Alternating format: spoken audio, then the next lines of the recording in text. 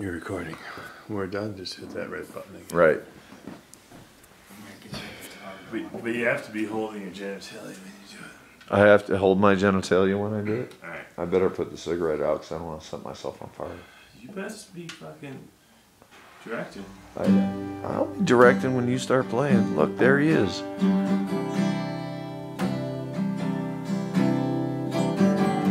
Suddenly realized I hadn't fed myself since Colorado. I looked around the kitchen and became very hungry. I needed to be fed. The great list of food. McDonald's Happy Meal. Strawberry rhubarb pie. Dr. Pepper. Twizzlers, popcorn, apple pancakes,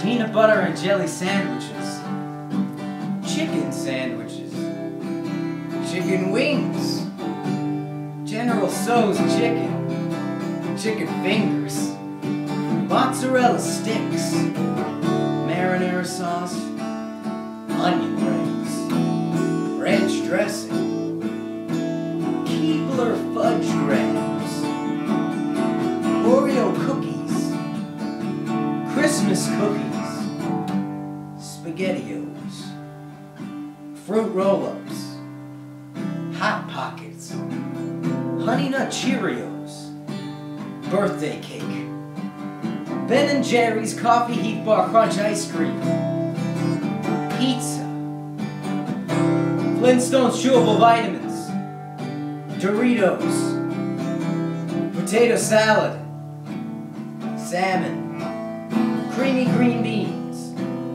disco fries, croissants, macaroni and cheese, breast milk, banana milkshake, juice boxes, dinner. Mom, I'm hungry, I said. All right, Mom said. I'll make us both a big salad. The suggestion made my mouth suddenly taste bitter, and my head got dizzy again. Can you make something else? I asked her. No, the wise men say salads are very healthy. Salads have no toxins, and toxins cloud up your head. You can't see things clearly. I didn't want a salad, but I also felt like it would be a huge inconvenience to make something for myself. So I went along with it. And then she made salad. It was huge, a huge plate, with huge pieces of dark and pointy lettuce that looked like weeds from the backyard.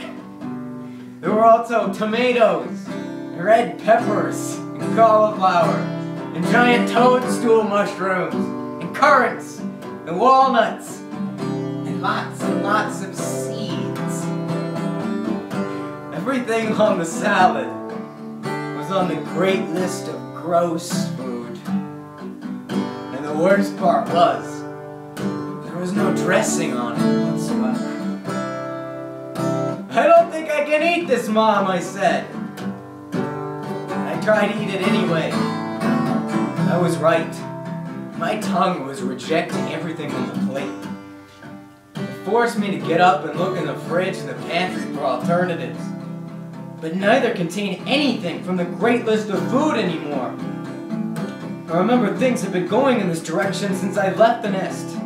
One by one on my trips back, another item on the great list of food were deemed toxic and unnecessary. And now there were none left. Mom! What? I can't eat anything here! Well, no one's stopping you from going out and getting something on your own. Good! I'm gonna go to McDonald's then. McDonald's is a restaurant about getting the same fast and tasty food in every reality in America. Mom would always stop there on the way back from the mall, and I'd get a Happy Meal with a tasty cheeseburger, and French fries, and a milkshake. It would come with a toy of a McDonald's character like Ronald McDonald. Ronald McDonald's a clown about having fun. McDonald's is the most toxic food there is, Mom said. I don't care, I said, because it's really, really good. Mom shook her head in disgust, but I tried not to look at her. It was making me dizzy and I had to get out of there. I went straight to the car in the garage. But then when I got to the car, I accidentally tried to get into the passenger side. And then, when I tried to get in the driver's side, I realized it was Mom's car. And my own car was in the driveway. And then get this, man. I was suddenly afraid to go to the driveway and get into my own car. Because I was afraid. I had a feeling that something terrible would happen if I tried to drive it. Driver training school. After Simone, I knew I would have to be able to drive to be a great reality traveler. And I enrolled in the driver training school. For driver training, you had to hit the road several times with the driving professor. And he would make sure that you followed all of the rules of driving. The driving professor, he was from downtown Ohio, Industrial City. And I didn't know anything about his reality. And he didn't know anything about the suburbs' reality. I was nervous to get in the car. It seemed dangerous. And there was a great risk of getting into an accident, maybe.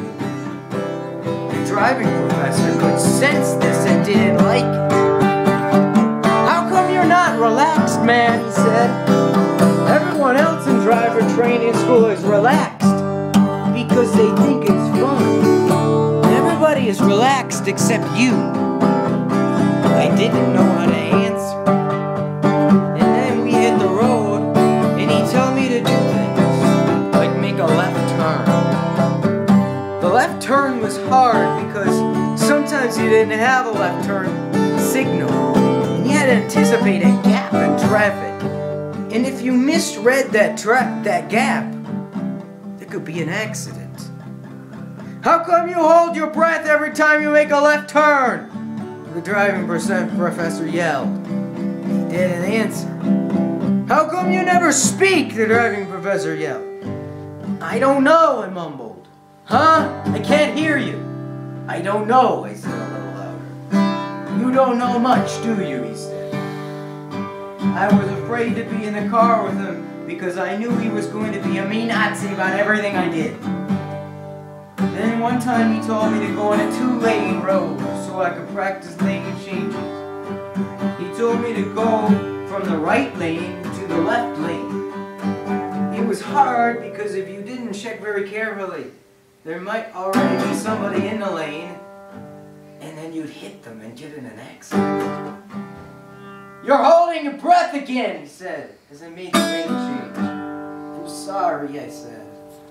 Then he told me to change back from the left lane to the right lane. And this time, I concentrated on not holding my breath. But then I forgot to concentrate on checking if somebody was already in that lane. And someone was. And they honked at me as I started to turn. No! The driving professor yelled. You've got to check first! Sorry, I said again. I didn't want to be in a car with him anymore. I didn't want to learn how to drive anymore. I changed over to the right lane, and then I pulled over to the right shoulder and I stopped the car altogether. What are you doing? The driving professor asked. I don't know. I can't do this anymore, I said. What, are you gonna quit? I don't know. Then he got really mad. Everyone knows how to drive. You know why? Why? 'Cause driving is easy. It's supposed to be easy. But it wasn't easy for me at all. And I wondered what was wrong with me. Now get back on the road, the driving professor said. But I can't, I said. And then we had to switch places.